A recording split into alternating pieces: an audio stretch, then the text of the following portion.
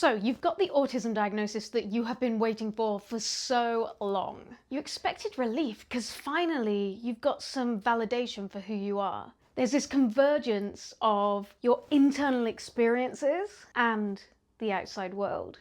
This will finally make everything so much easier till you experience skills regression. Today we're going to explore how skills regression impacts people, why it shows up, how you can help yourself, and by the end of this video you will have your own strategy for navigating your skills regression. I'm Dr. Becky Sage, I have autism and I have a chronic illness, but I'm also an ambitious person.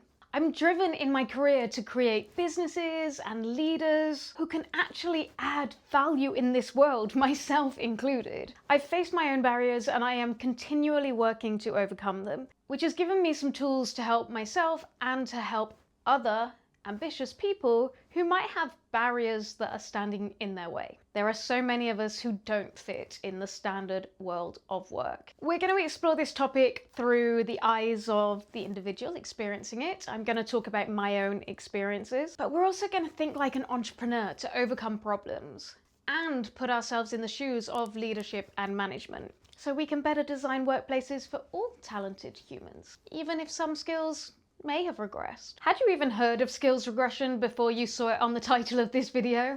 I actually hadn't heard of it until another neurodivergent entrepreneur told me about it.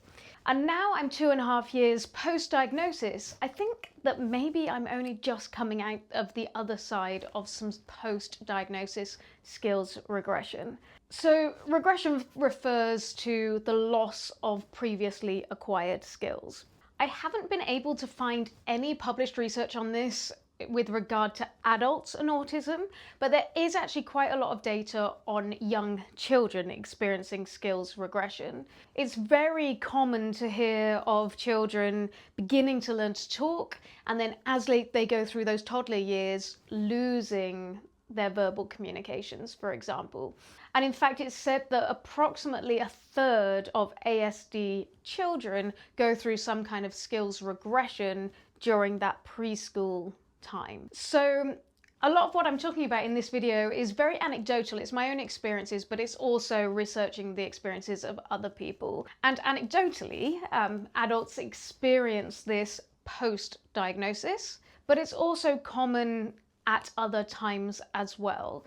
And it's also is common for other adults too to experience skills regression. In particular, if you go through periods of burnout or illness, for example, or if you go through big life transitions. No one's on a forever upward journey in terms of their skills or their ability to use their skills. So there is this general consensus that skills regression is something that is experienced by a lot of adults with autism, and that trigger is some kind of major life change.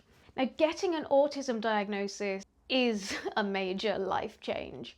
Even if you had an inkling before the diagnosis, and I'm saying this whether it's a formal diagnosis or if it's you hitting a point where you've realized this for yourself, but if this happens a little bit later in life, then it is a particularly challenging thing to go through. You're suddenly seeing decades through this whole other lens. And that's a lot of reframing that you need to do on your life. There is a myth of skills regression that it means that you've lost skills, that you've permanently lost skills. But generally, in the type of skills regression that we're talking about, the reality is that you're just struggling to access the skills that you do have and that you will likely be able to get back if you choose to as you move into the future. Now, there's lots of theories about what's going on when we get this skills regression. The reasons can include autistic burnout, sensory overload, having other underlying medical conditions. Somebody who's experiencing skills regression isn't becoming more autistic, even though one of my friends did tell me that, in a very friendly way, I should say. It wasn't like a shady thing, but rather if we've got increased stress, increased load on our brains, or if we've used up all our energy and we've got less energy to be able to access our skills, or at least use our skills, then we're less likely to be able to show up to our fullest and deliver in the way that we may have been able to deliver in the past. Lindsay Macareth has a Substack post on skills regression, which I will link in the description. And she has a comprehensive list of areas where you might find some skills regression. This includes social cues, communication, daily living, executive functioning, and emotional regulation. For me, I've noticed several things post-diagnosis. And there's definitely times when I felt like I've lost these skills forever. I thought I was forever changed, and I think that that was quite a challenging thing to go through. However, I have started to see some of these things return, and I have started to see myself go through almost a bit of an up-leveling as I've come out of the other side of this. And I think that that's a mixture of understanding myself better and now coming out of some of this skill regression phase. Now, here are a few of the things that have happened to me. In the past, I've definitely seen myself as a very punctual person, and now I really do struggle to show up on time. I see myself as somebody who has a great memory, who shows up for different things, who brings energy into the room. And all of these things are things that I recognize as being less than it used to be. I would pride myself on being able to remember simple things like somebody's name. But now I'm that person who has to get somebody else in the room to reintroduce me to somebody that I already know because I've just forgotten what that name is. Often I can't even recall where I know them from.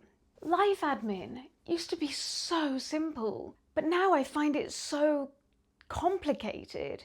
Not necessarily the tasks themselves, but being able to sit down and get to the tasks and fit that in around all the other areas of life which seem that much more difficult than they used to. And then there's other things. I used to train 4 nights a week at gymnastics. Now I have to plan ways to get in the gym when it's not the evenings, because if I train in the evenings, I am just too exhausted to do any of the rest of my life.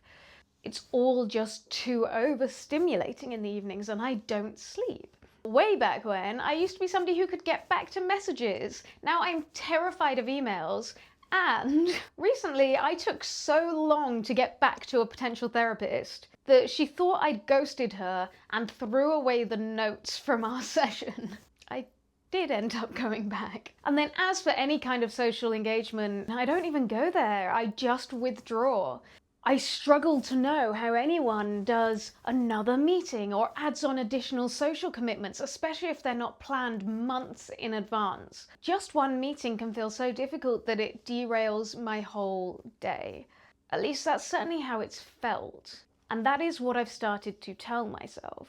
Overall, when it comes to work, I've felt completely ill-equipped to push myself out of my comfort zone. Financially, I could really do with taking on more work at the moment, and I say that as though it would just come easily.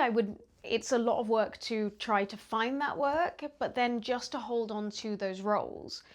I'm very afraid to do that because I just don't think I have the stamina, and I'm nervous about what those workplaces would be like and whether they could accommodate me. Now that may be because I haven't had a full-time boss elsewhere since 2010.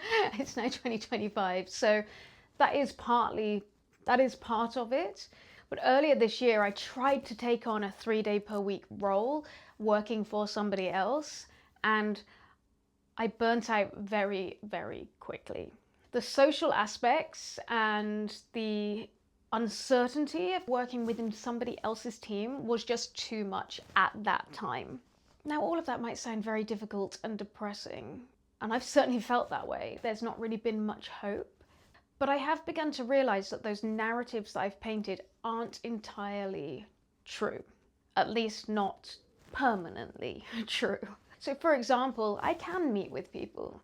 I have one-to-ones very regularly with the entrepreneurs that I work with, and that's absolutely fine. Those are meetings where I'm somewhat in control. I don't necessarily know what they're coming for me for, but I have a role to play that I'm very comfortable with. And doing that doesn't burn me out. So why do I hold the belief that I can't do so many things? I think it's because I had convinced myself that just because for a period of time some of those skills had gone away, that they had gone away permanently. I told myself a narrative about myself when I was in the middle of burnout, which doesn't actually hold true for me all of the time. Yes, I'm more susceptible to burnout, but if we can build the right system, then we don't have to experience those things all of the time. Post-diagnosis, I was rewiring my brain and seeing my life from a whole different perspective. So I have gone through phases where it's felt like I've lost my skills, and that has shifted the way I think about myself. I've been so scared of going back to that unsustainable lifestyle that I've obsessed with making sure that I don't burn out again and that I manage my autism or the environment by which I'm existing to support my autism. The way I manage that has been really important, and I've put up some very strong walls, but I burned out again anyway. So what things have I found difficult? Putting up boundaries and then becoming very fearful of overstepping them. I've started to remove the mask and mirror less, and I've had to ask myself the question, what is left when I take that off? And I've had to do a lot of work to start from scratch, trying to figure myself out. That in itself has led to me processing things differently, and of course that increases the level of load on the brain, and it can make things tiring and increase stress. And I have been exhausted. Burnout and skills regression go hand in hand. And I really have built up this belief that I can't work for others, or I can't do a full working week. So altogether, as I'm doing this repositioning, I'm doing less, or I'm doing things at a lower level, or I'm rediscovering things and I'm exploring. But that's meant that I have lost a lot of confidence. I'm not sure of my own abilities. They're not as habitual anymore because I'm not doing it all of the time. And so I do need to prove to myself that I can show up and deliver. And I talked about that last week in the video on rebuilding confidence. So what's going on? Why is it that when we learn this kind of profound thing about ourselves, when we understand ourselves better, when we go through a process of healing, why would we lose some of our skills? Well, my understanding of it is essentially that we're sort of throwing the baby out with the bathwater. The brain is pruning as it shifts itself, as we have this new understanding and as we perhaps work through certain traumas. But to understand why that would mean we lose certain skills, it's useful to understand schema theory, which is a cognitive framework explaining that when we get new information, we organize that based on pre-existing mental models called schema. So when we learn new skills and develop the neural pathways associated with them, they connect to other parts of the neural network. So for example, if we've learnt new skills at the same time as we've been going through experiences that we might see in a new light now that we're autistic, now that we have an autism diagnosis, so when we start to look at things through that new lens, maybe we do start to go through some kind of healing. We want to shift our mental structure. Perhaps we start to bypass old ways of thinking that have not been very helpful to us. When we do that, the neural pathway begins to degrade, because neural pathways are basically a lose it or use it kind of thing. No, use it or lose it kind of thing. But if those skills were related to some of those difficult experiences, and the skills-based part of the neural network is associated with those other experiences, then when the neural pathways that we want to degrade, they can also take some of those pathways to the skills with them. And we get that really frustrating feeling of not being able to access skills that we were able to do before. It's a good job that a lot of the bullying started at the beginning of my PhD, because it was so bad that I didn't end up developing any new skills that I would need to unlearn when I was doing my PhD anyway. Or perhaps I've just pruned them all already. So it's not that our skills don't exist, it's that we need to build new pathways in order to be able to access them. Mirroring is something that I talk about a lot because it's an experience I've had that I find very little in the literature, but I think it is quite relevant to this to skills regression. I never really realized I was doing it, but it was definitely a shortcut to relationship building. And I want to stop mirroring, because mirroring means that you are taking on board everybody else's personality traits and thoughts and feelings and everything else. But in the meantime, you can very easily lose your own identity. And that's been something that's been a real struggle for me. And I really think that's something that stood in the way of me being able to forge a stronger career path and to feel more satisfied in my work and in my life. So stopping mirroring means completely relearning the way I interact with people. Now, in the past, I was very used to people kind of getting a warm, fuzzy feeling when I would engage with them. Because I was mirroring them, I was essentially validating them. Now, of course, I wasn't doing this on purpose. It was just a subconscious behavior that I've got. But that warm, fuzzy feeling probably means that they build a relationship with you very quickly. You make them feel safe. You make them feel seen.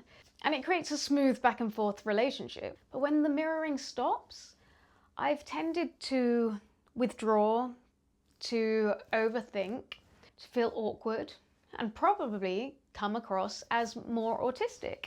Ultimately, this is an important step for me, as mirroring has stopped me from finding my own identity. But I think it's going to be a really long journey to figure out how to do those relational things, and maybe some of that's never going to happen. Ironically, I find that when I'm really exhausted, I slip back into those old habits. I guess those neural pathways are still really strong for me. And actually, there are many scenarios where I've made the choice not to stop that mirroring and masking behavior. In the moment, it's the easier thing to do, even though it can leave you with a massive energy deficit. But the interesting thing is that when you do slip back like that, other people probably see you as being less autistic in that moment than if you were to take the mirror or the mask away. I've definitely seen this happen to me, and I think that it's totally okay to conserve your energy by still leaning into some of those behaviors that have been protective mechanisms for you in the past. So essentially what we're talking about here is that any perspective shift is going to cause structural changes in your neural networks. That as we process the autism diagnosis and work through some events and work through experiences, it is a healing process. Over time, you're going to do some pruning, and there is evidence that in autism we do over prune, but pruning only takes place in the connections between neurons. So we can still build new pathways. It can take a lot of energy to access those skills, but they are still there, but hence you get skills regression. I've personally had several challenges in the workplace because of skills regression. I've kept myself underemployed. Where I have worked in organizations, I've kept myself in a very comfortable zone. And that has led to frustration. There's a part of me that wants to be doing more, to be doing better, to be doing what my previous self was doing. I also know that that's not the right thing for me right now. For the last 2 years, I've tried to do the minimum amount of work that is required of me. Now, this isn't really a quiet quitting thing. I see it as more in the same way as you would think of a minimum viable product as an entrepreneur. What is it you need to show up and do to deliver the value that you've said you're going to show up and do? And I've had to be protective over my energy outside of that. I do try to work for myself as much as possible so that I have more control over my timetable, over my environments, over the culture that I'm existing within. But I have found that by keeping myself underemployed and only committing to 16 hours per week of activity, I'm not able to pursue career opportunities that will fulfill me, and I'm not able to feel financially stable. And the reality is, it's still not even sustainable from an energy perspective, because I'm still spending a lot of my time exhausted. And I think that's partly to do with the fact that I'm not getting the rewards that come with pushing yourself outside of your comfort zone. But it is not all bad news. As I'm coming out of the other side of it, I'm beginning to see this whole process of skills regression as sort of like a decluttering. It takes energy. It's gonna get a lot messier before it gets better. But ultimately, you can end up in a place where you feel more aligned and you have a clean slate that you can work from. And you can design this next phase in a way that costs you a lot less energy. I do spend a lot of my time thinking, I just need a holiday.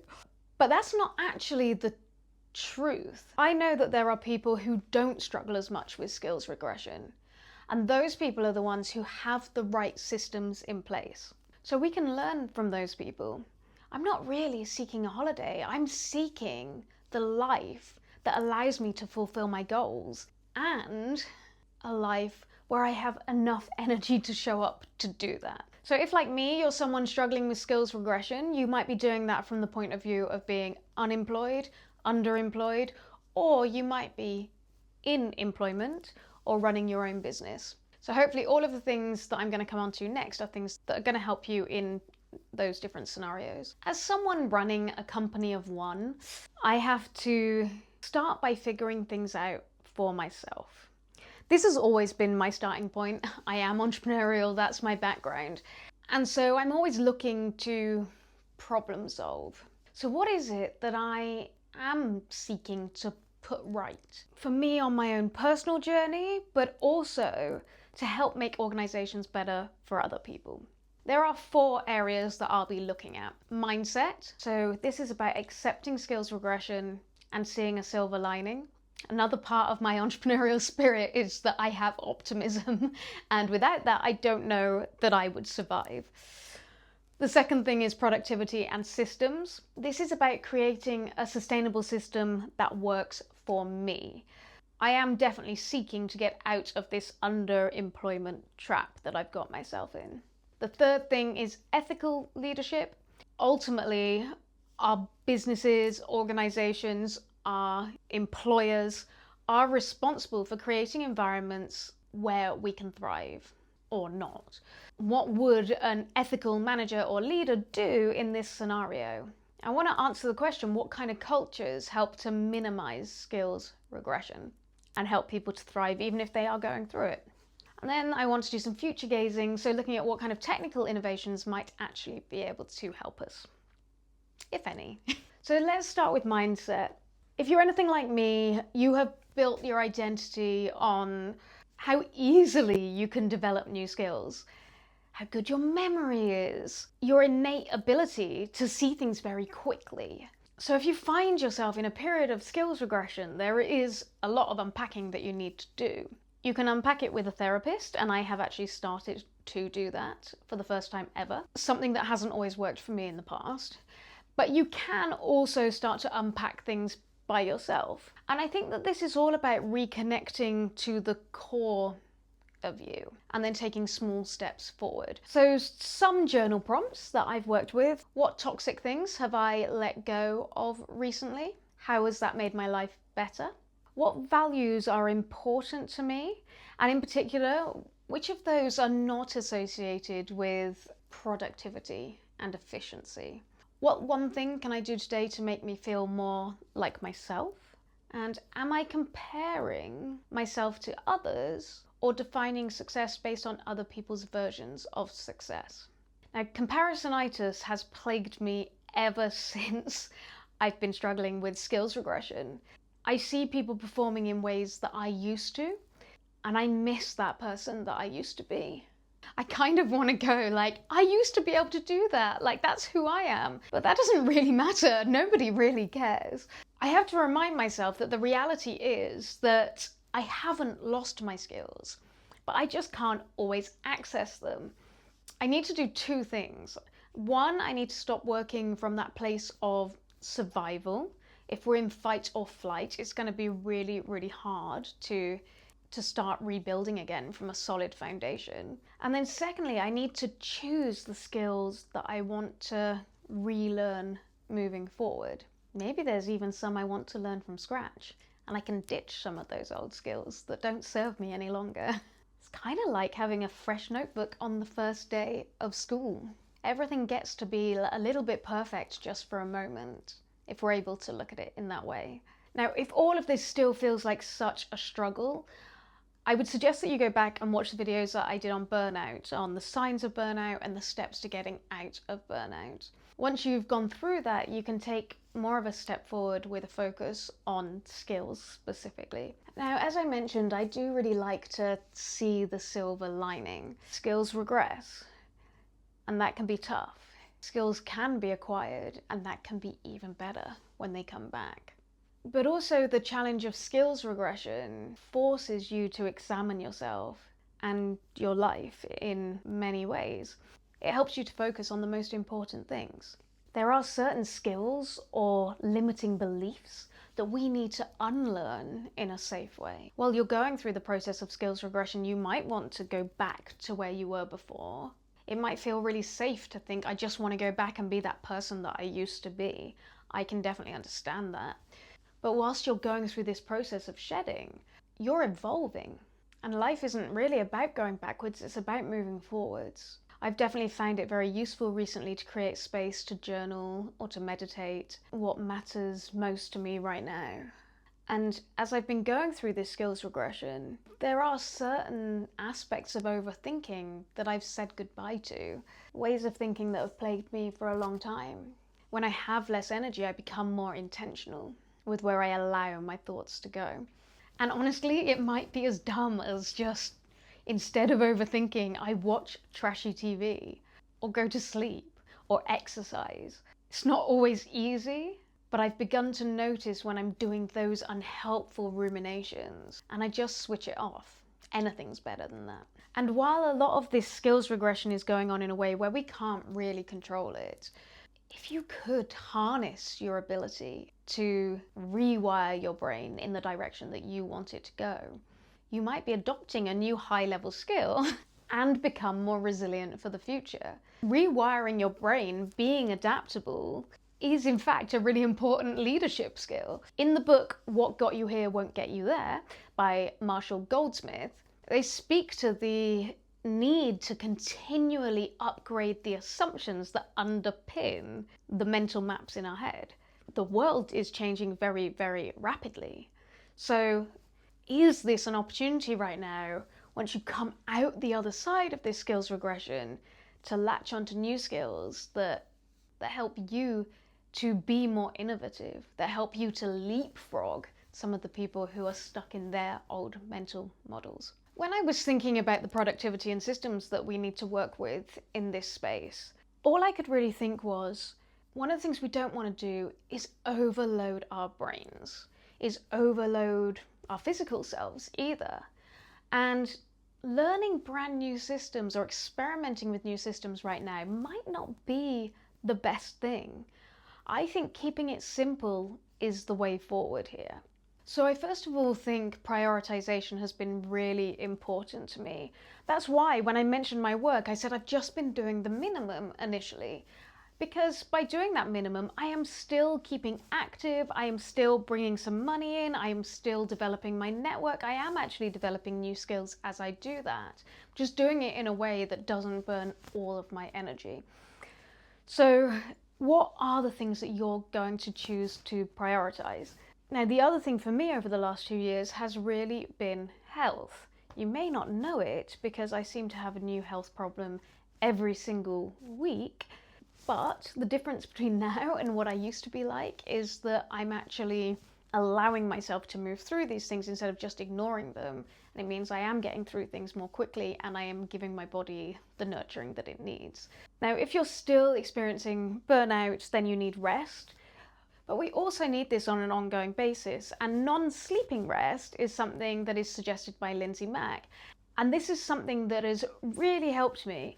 I'm reading more, I'm putting my phone away when I walk or when I exercise. I am also sleeping more, not always at the most ideal times, and that's definitely something I am going to be working on even more. It's important to have a focus on general health needs, your water, your food, your exercise.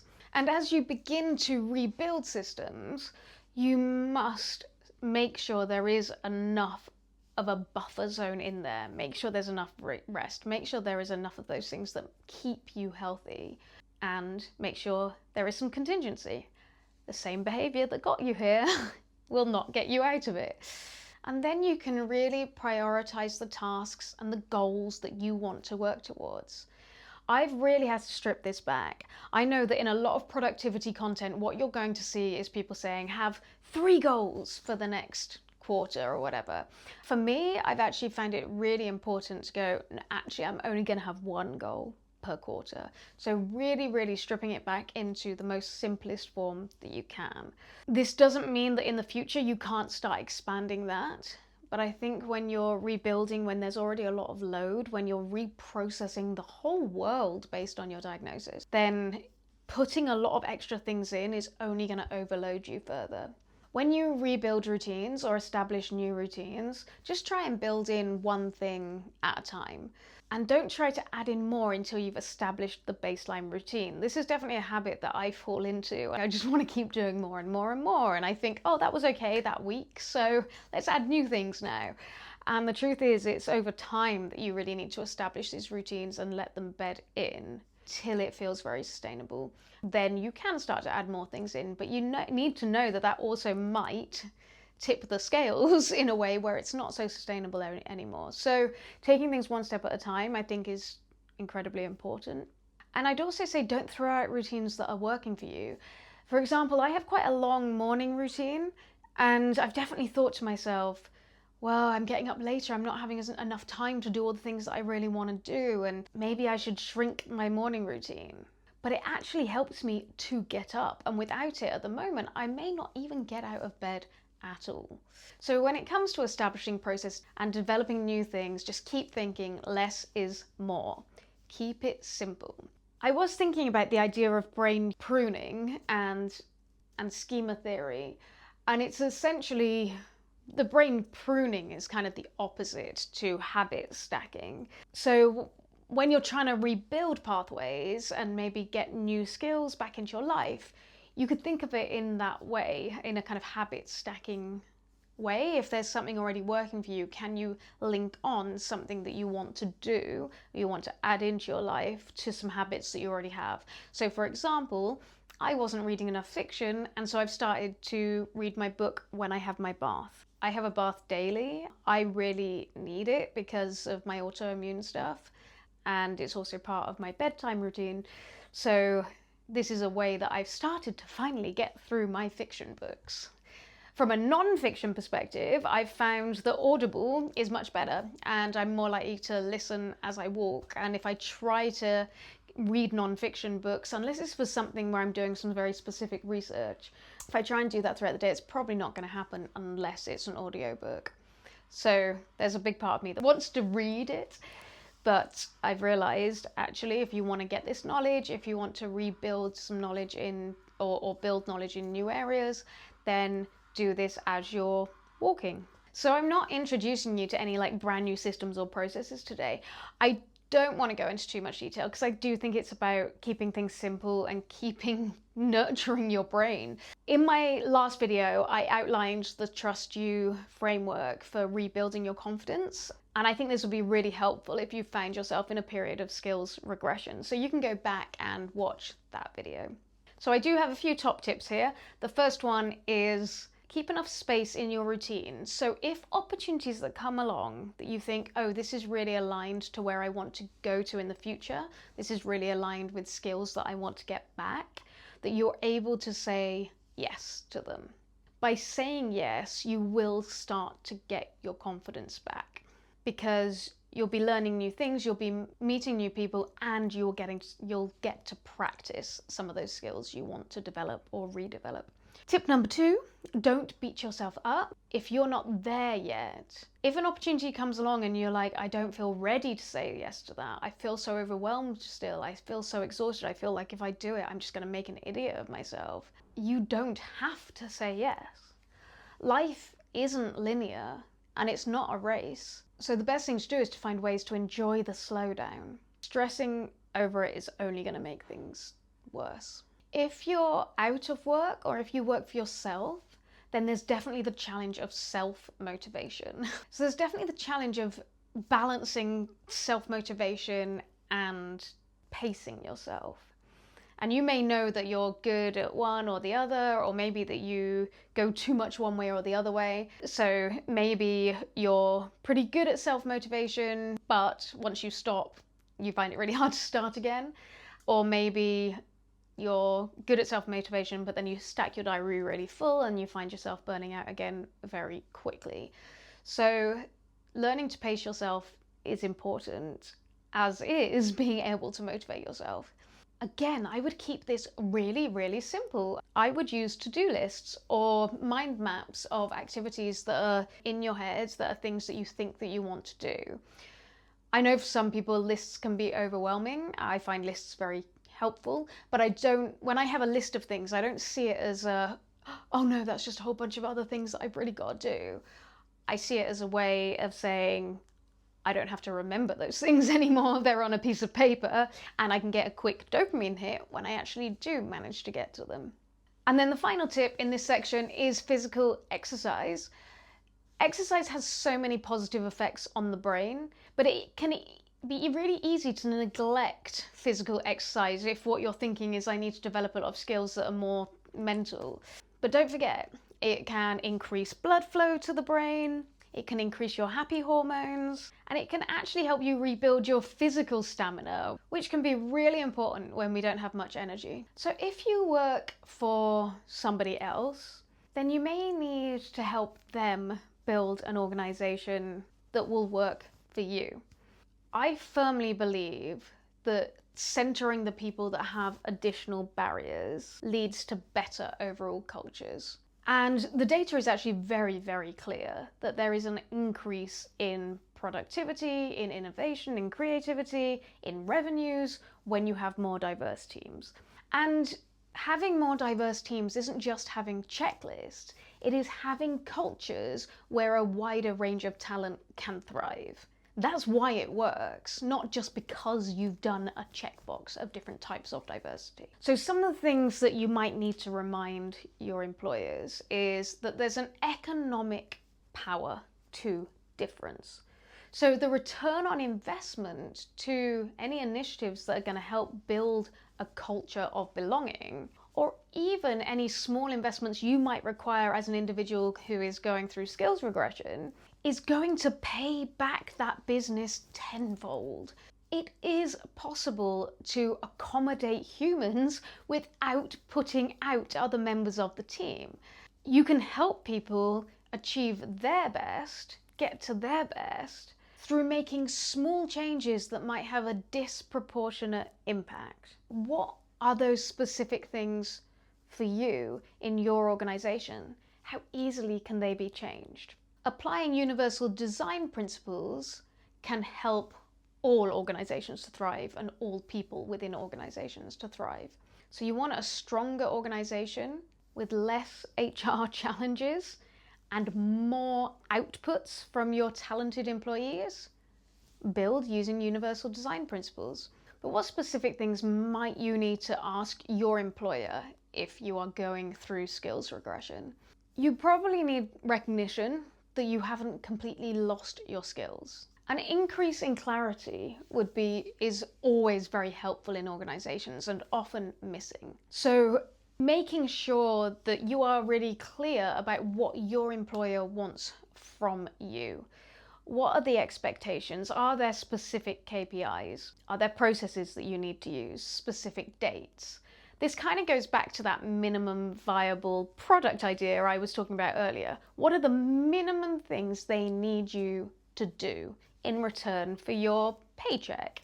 If you can have a frank conversation about that and say, whilst you're at this stage, whilst you're processing something, whilst you're experiencing this skills regression, you don't necessarily need to speak to them specifically in that way. You can just ask them to be very clear about what their expectations are of you. That's a very normal thing to do in the workplace. And then it's on the employer to be clear about those things. Like if there's anything specific where you need additional support or where you're going to struggle, then you can look at those very specific things. Reducing stimuli and making the environment more comfortable is such an easy thing for employers to do. And these kind of accommodations often don't really cost any money. but they do require a conversation. And I actually do know somebody who's working on a tool to overcome some of these things. Keep watching this space. Once that's a little bit further down the line, I'll be able to talk about that a little bit more. Something I think people are unsensitive to sometimes is the idea that if you are struggling with this and you show up at work, then work might be the only thing you are able to do at that time. It might essentially be your whole life. Now, I don't think there's anything specific that I would expect from peers or managers in this particular case, but just some sensitivity to the fact that you may not be able to be doing lots of things outside of work. And then I think having extra support with different training opportunities, in particular mentorship, I think could be really, really helpful, because if you're going through skills regression, you may have lost some confidence. And mentoring could be really helpful. And I think one of the main reasons that businesses struggle to get the best out of their talent is because leaders and managers do not have the skills that they need. Often they're being held back by their own limitations and their own misconceptions or limiting beliefs. And I think that a lot of leaders or managers could benefit from unlearning some things to make the workplace better for everyone. First of all, unlearning their management styles that they may have picked up from other people who had poor management skills. Where have they learned to get the best out of people? If they haven't put much time or effort into that, then maybe they should, and it will pay off for them and for the business. I think they could also unlearn how they approach opportunities for success. Many organizations and many leaders and managers are missing out on opportunities because they don't see how they can do things in an innovative or creative way, because they're not bringing the right talent in the team or creating the environment for that talent to thrive. And finally, I think that there's a lot of communication styles that need to be unlearned. Many people are haphazard, they lack clarity, they can be condescending.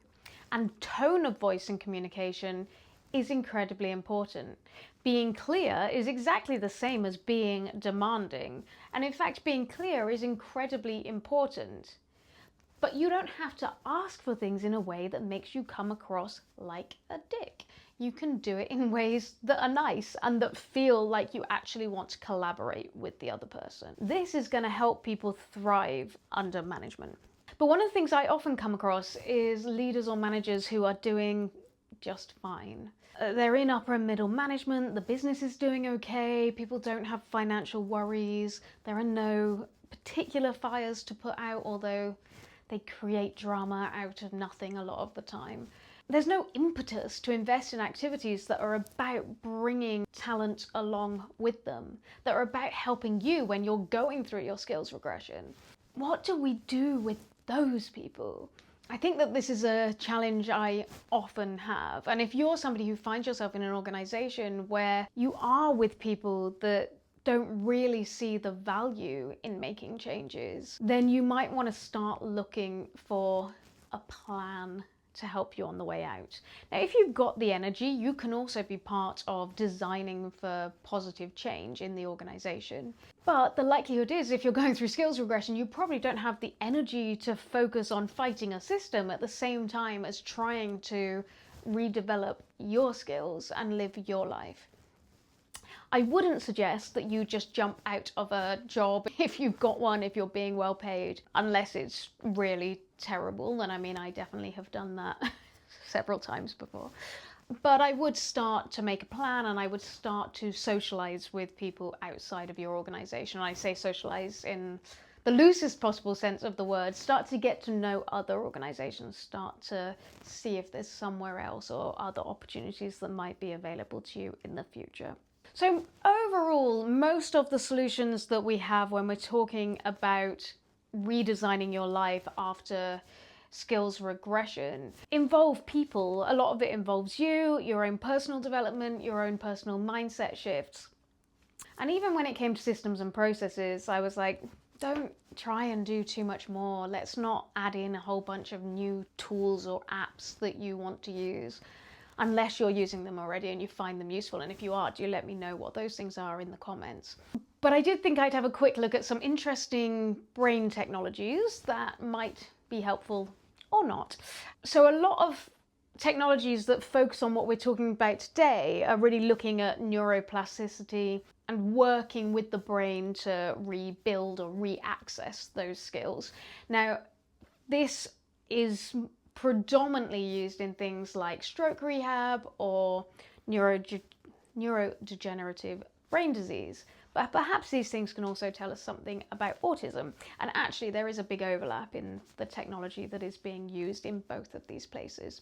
The first approach is a pharmaceutical approach, and this is using CCR5 antagonists. Now, CCR5 is a receptor which inhibits neuroplasticity. So it kind of stops those new connections being built between your neurons. It gets in the way of building new neural pathways. So if you can block those receptors, then your brain is free to rebuild new neural pathways. At least that's the theory. And just last week, they were talking about using this in stroke rehab. I did see some papers that are talking about this in the context of autism.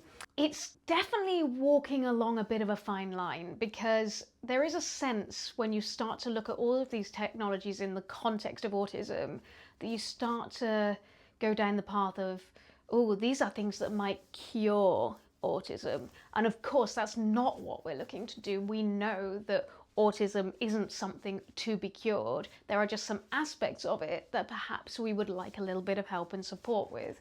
So perhaps there is a pill that's going to allow us to bring back some of those skills more quickly if we would want to.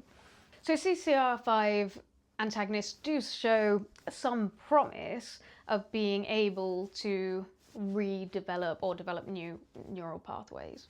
Now, a very basic, non-deep tech solution is game-based training. It's been shown to help. I actually did start playing mobile games after I got my diagnosis, having never done that before. And I think that that did help me to get my brain going again.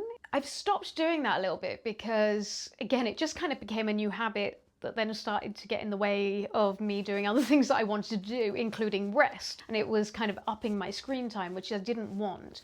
But I've been able to use that kind of re-stimulation of playing those games to then shift and focus on the things that I do want to spend more time at. Writing, presenting, learning new technology, amongst other things. And then the final thing is non-invasive brain stimulation techniques. And in particular, repetitive transcranial magnetic stimulations, or RTMS, applies magnetic pulses to your brain, which interrupts the firing patterns of neurons. And this has been shown to help specifically with many different conditions, but it can help with communication and executive dysfunctioning. It can also help with neuropathic pain, which is something that would be incredibly useful for me right now, because I currently have thoracic outlet syndrome, and I have an awful lot of pain on one side and in my head. One thing I haven't really looked into that much yet, although I know there is a connection, is a lot of the challenges that I have with my physical body and my chronic illness and autism. I know a lot of people who are autistic also have autoimmune conditions like me. Now, one other thing that I did read about was artificially simulating the brain. This is done by recreating neural networks that can mirror the way the brain works. And some scientists have even reproduced artificial neurons, like actual physical neurons. Now, there's a lot of different application areas here, but my hope is that if we can develop a better understanding of the brain, then we can better highlight the strengths of autistic individuals, and it can help us with rehabbing after skills regression, or perhaps minimizing skills regression. But I would be lying if I didn't say there was some fear here as well. The technology itself is neutral, but the damage that it could potentially do is dependent on the humans that are using it and how they're using it. So I do get some concern when we start to talk about modeling the brain, simulating how the brain works, creating technologies that can interact directly with the brain. I just hope it stays in the right hands. So, to summarize, skills regression is common for all people at some point in their lives, but it can be particularly common in autistic individuals who are going through major life transitions. An autism diagnosis can lead to periods of noticeable skills regression. If you're experiencing this, it can be really difficult and may have an effect on your working life and beyond. People may be seeing you as more autistic during this time. Now, this might be because you're making adaptations such as healing from traumatic experiences, which you're now seeing in a new light post-autism diagnosis. Or you might be trying to remove your mask or change some of the habits that you'd developed before you were diagnosed. I think it's really important to understand that it's okay to keep the mask on, to carry on mirroring, and continue to take the time you need to recover from social activities or days at work.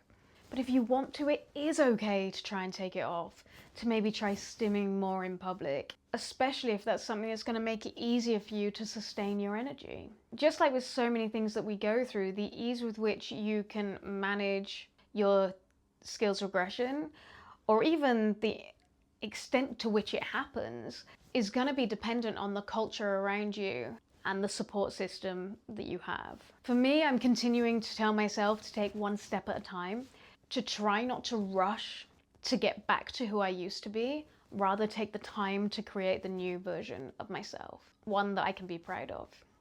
And I hope you can do the same.